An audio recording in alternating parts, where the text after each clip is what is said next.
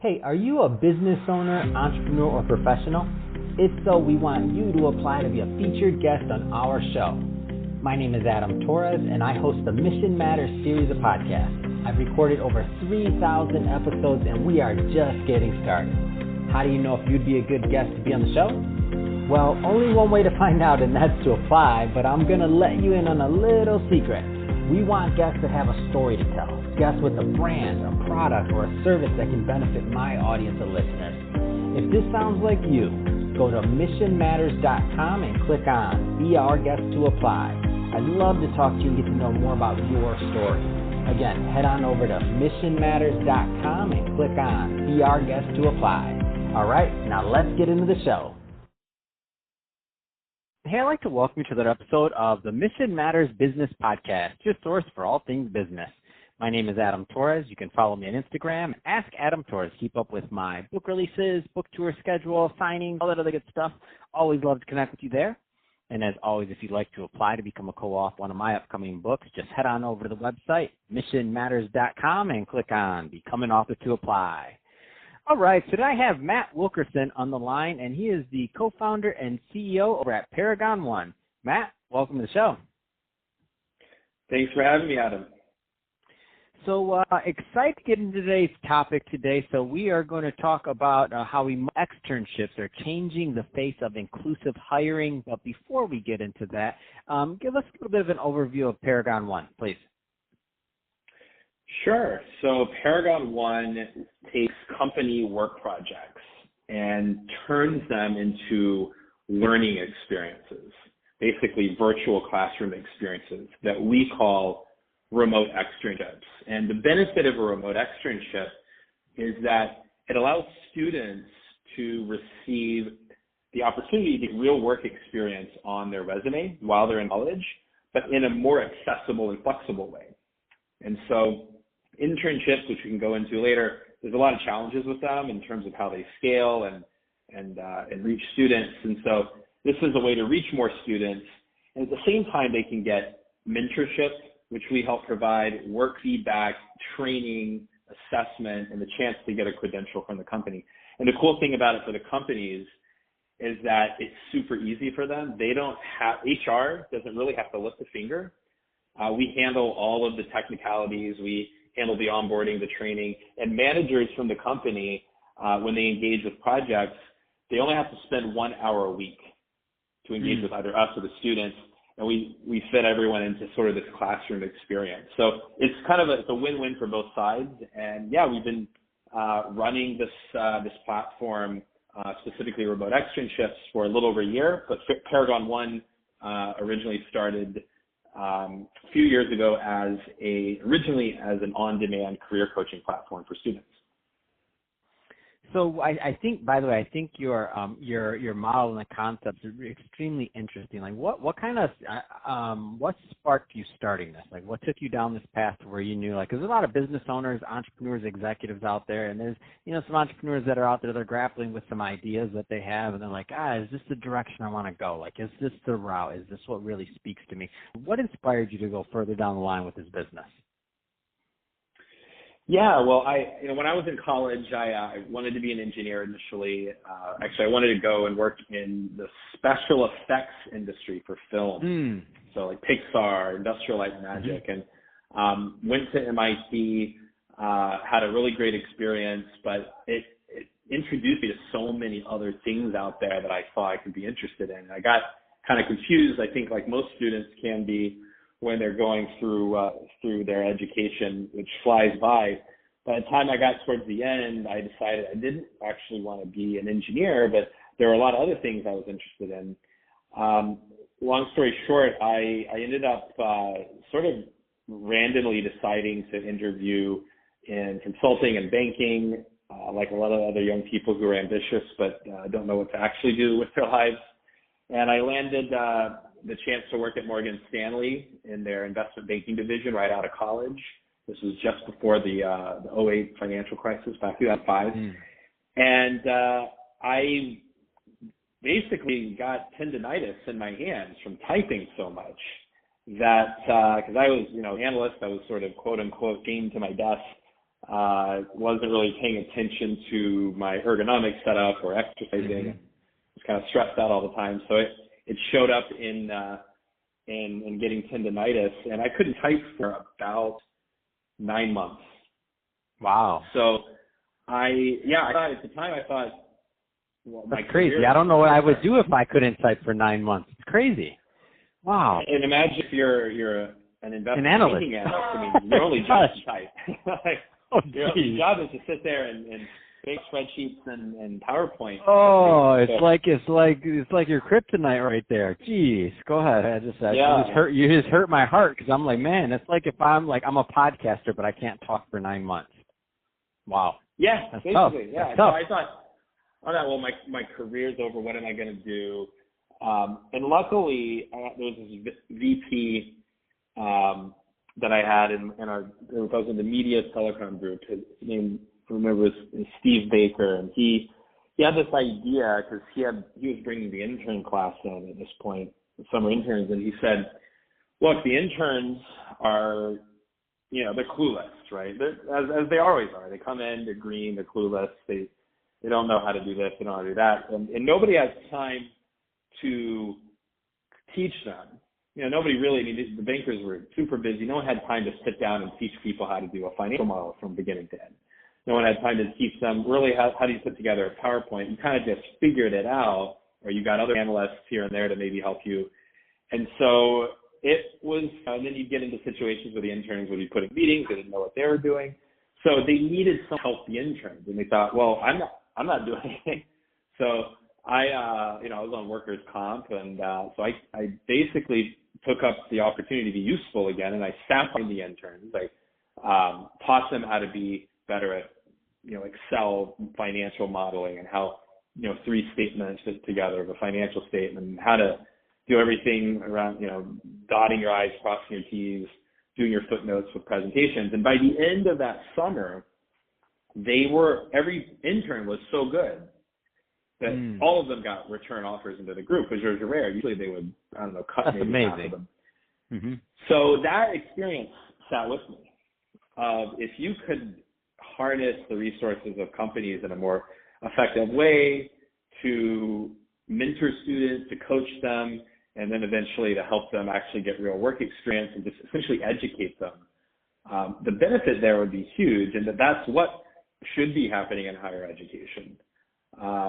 And so, skipping forward, after Morgan Stanley, I worked in VC as an analyst. I started another company before this, co-founded an e-commerce platform called Aha Life, and then,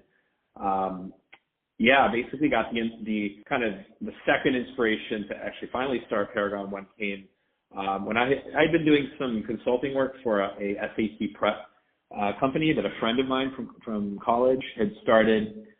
He actually moved to Shanghai and worked with a lot of international students at the time that were coming over. And I got kind of inspiration from kind of the Princeton Review, Kaplan type models for college prep, and thought, well, let me apply that to coaching students to get jobs, right? Because that's not, career centers weren't getting the budgets and didn't really have much to offer a lot of students that wanted to go really deep and learn about these fields. So I put together this panel that started off with 20 professionals. Eventually we got to 800 different professionals that were coaching students on how to interview, how to do their resume, what are they going to look for in different career fields, what's it like to work at some of these companies and places like finance and tech and marketing. So that was how we started Paragon One. But we were helping students at the end of our programs, and we would run these programs as 3 to 6 month accelerators virtually, completely online. And at the end, we would try to help our students get internships. And that ended up being almost like the bulk of our time and our focus was try to help the students land a really great internship, because we want them to be successful. We wanted to be able to kind of put in practice what they did. And so that's where the big aha came from, because we saw how difficult it is really to get, if you're a student, for instance, that didn't have an internship to begin with, and you're just starting from scratch, and you're expecting the internship to be the place where you learn. Well, most companies, they want to actually be the educator, right? They're not interested in using their money to bring students in to train them and then have them leave, right? They're interested in bringing good students in who either will contribute something very quickly and provide high ROI because they already interned in a similar area before, or they consider them to be high potential, and to be honest, that usually just means they come from a quote target school and they have a high GPA, something like that, and so they want to invest in them to hopefully hire them full time after that, maybe junior year summer internship. So that leaves out a lot of students who are going through their education system and doing what maybe universities asking them to do, right? Studying for tests and doing problem sets and writing essays and trying to get that high GPA. And they're not focused on getting real world experience because maybe their school isn't offering it to them. They're not providing a pathway into that. Or no one told them that, hey, you need to be networking like crazy, right? And building up that network. And by the time they graduate, they don't have that, and they're sort of lost. And it's like, oh, if I had tried this out earlier, if someone had talked to me, if I'd only known that, might have made a different decision. And then they end up going to a company that is, having to train them all over again on basic things that you and I take for granted, like showing up on time.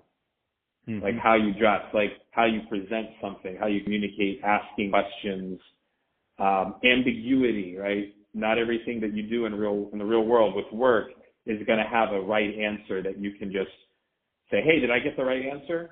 Like a test. So these are experiences that students aren't having, and we wanted to, and that's what internships are great at. But again, internships don't scale well because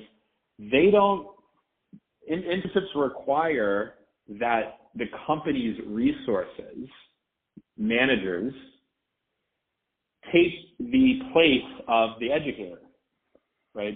Like the student be at school, going to a class, learning from professors and teaching assistants, but now they're in a company and the resource for teaching is the company. And so because the company's focus, their number one goal is ROI, right?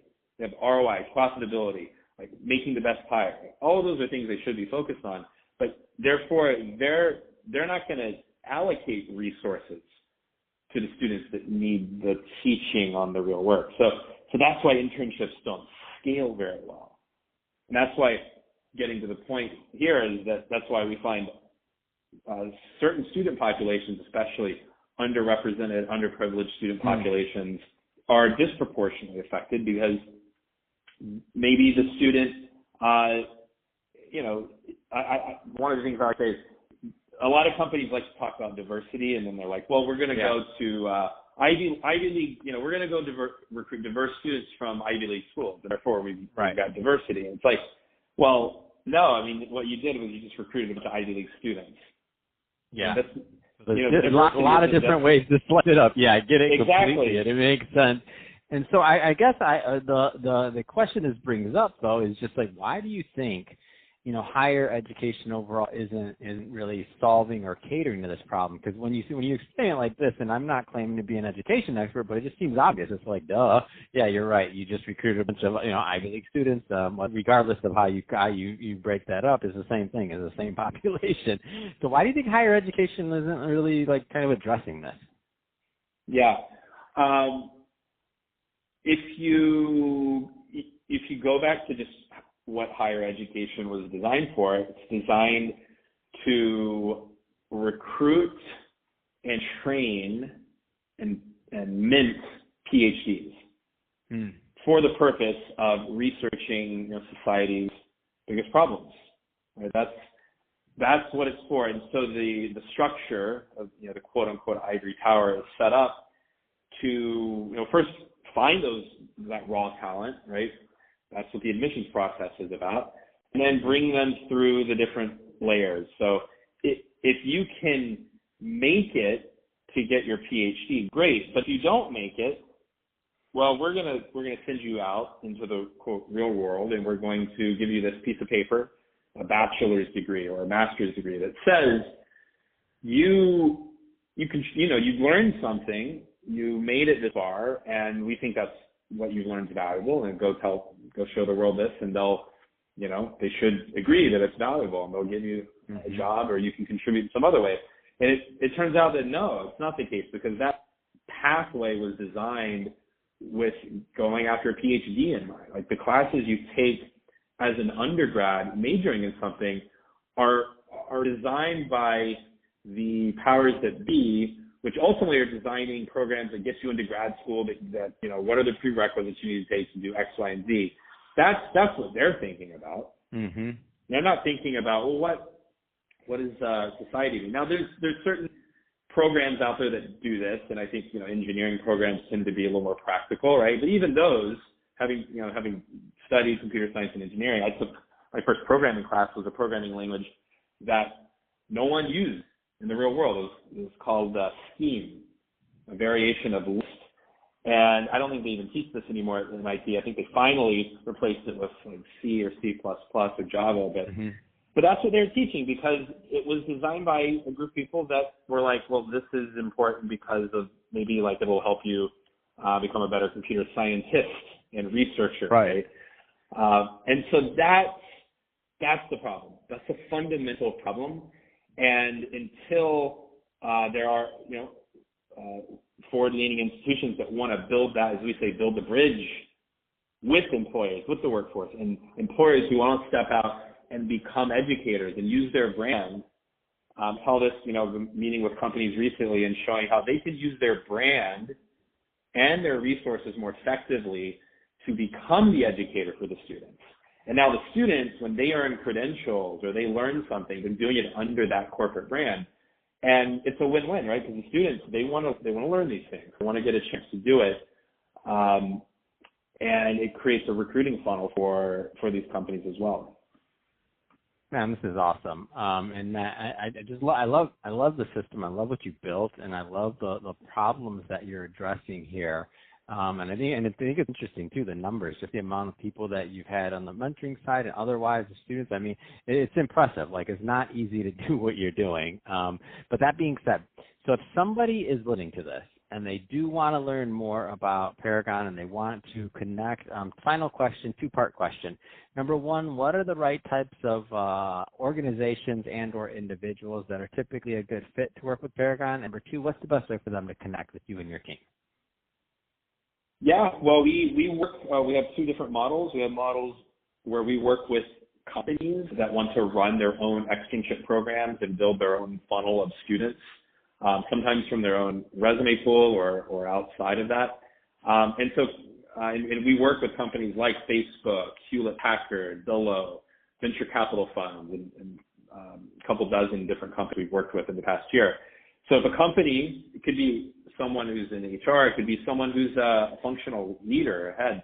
They can reach out to Paragon One and go to our website. There's a form they can fill out under the company's page, or they can just email me. My email is Matt, M-A-T-T, @paragon1.com. Separately, we work with schools and institutions that want to run externships as an experiential learning program within their institutions.